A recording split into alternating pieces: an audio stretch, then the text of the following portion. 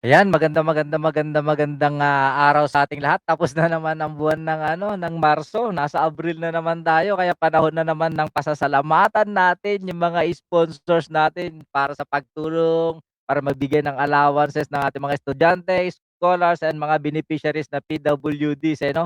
So, hello, hello. Unahin kong pasalamatan si Manang Jesselyn Foresti ng Switzerland at kanyang pamilya. Hello, hello sa inyong lahat and God bless you always. Gayon na din kay Mr. and Mrs. Halo-Halo ng, Hawaii, US of A, aka Redentor Amor, and of course kay J. Longboy na tagapagpadala, kay, Mami Netski ng Hong Kong, maraming maraming salamat.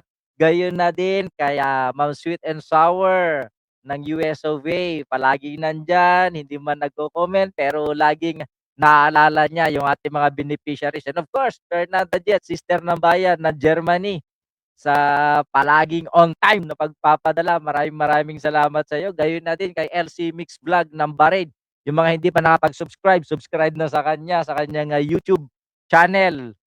Thank you kay Ma'am Evelyn Supnet of Israel. Kahit na dinmadagundong ang mga missile dyan sa Israel, naalala mo pa rin kami, Ma'am. God bless you always.